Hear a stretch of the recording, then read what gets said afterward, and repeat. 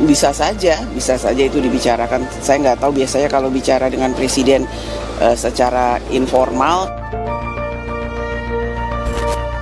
Ya, kalau menurut saya ada beberapa hal yang melatar belakangi, Mas. Yang pertama adalah ini kan sesuatu di luar kewajaran.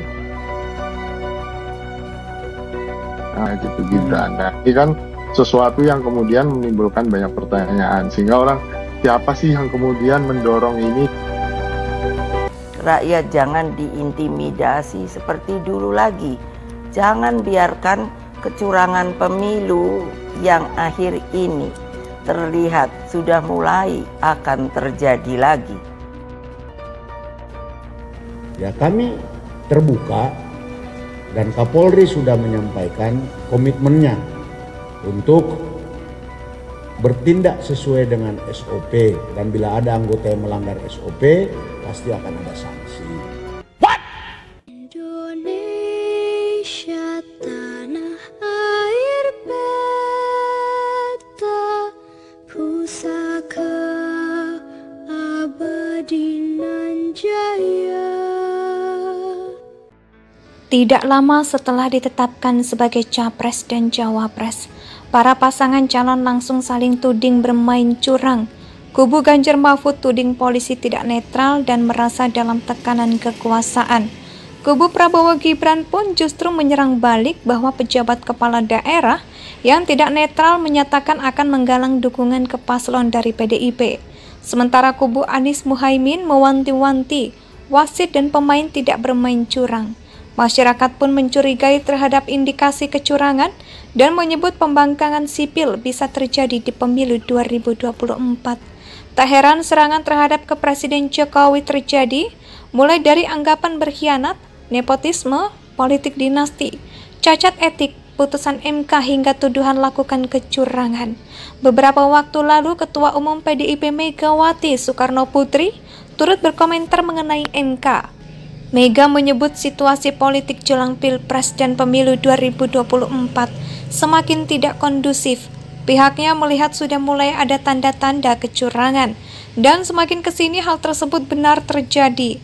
Terbaru, ribuan perangkat desa dan kepala desa yang tergabung dalam kelompok Desa Bersatu menggelar acara deklarasi dukungan kepada pasangan Capres-Cawapres nomor urut 2.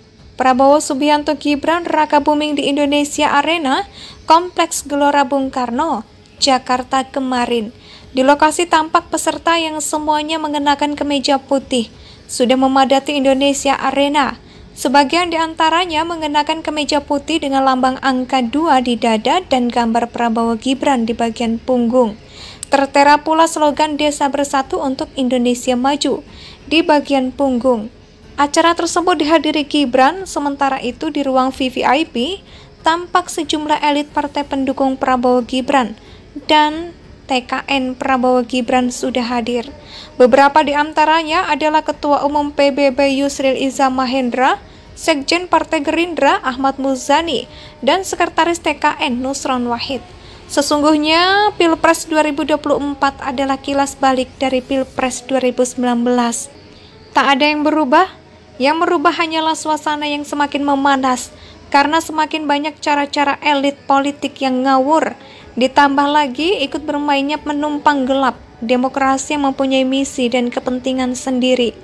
Tuduhan kecurangan yang terstruktur, sistematis, dan masif kembali terdengar di Pilpres 2024. Pola lama dilempar kembali. Kocaknya tak belajar dari Pilpres 2019. Aneh bin ajaib.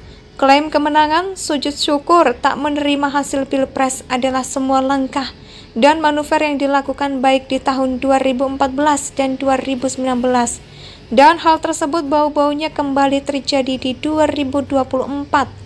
Perlu diketahui sebelumnya Komisioner Badan Pengawas Pemilu atau Bawaslu RI, Toto Haryono menegaskan, kepala desa harus bersiap netral.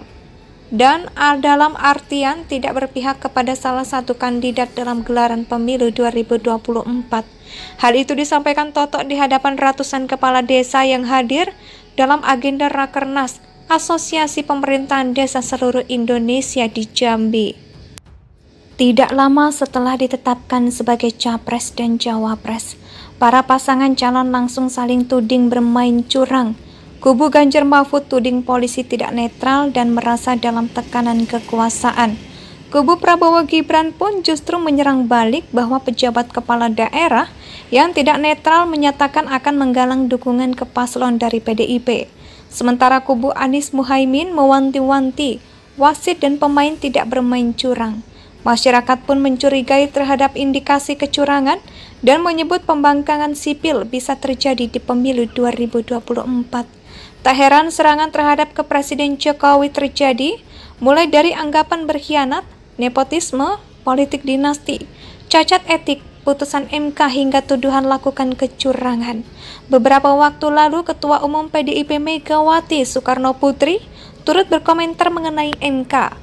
Mega menyebut situasi politik jelang Pilpres dan Pemilu 2024 semakin tidak kondusif.